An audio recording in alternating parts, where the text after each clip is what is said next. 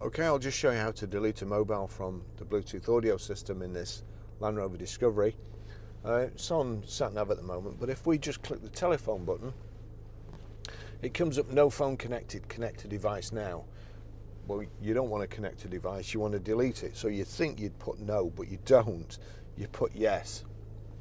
So you click on yes, you've got search for Bluetooth devices, Bluetooth at the top. You see there's a tick in the Bluetooth. If you're having problems connecting your mobile, make sure there's a tick there.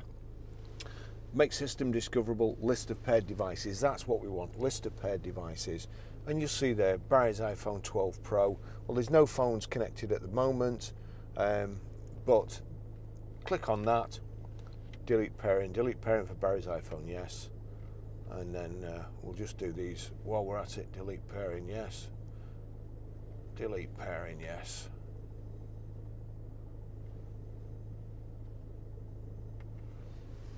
That's it, all gone.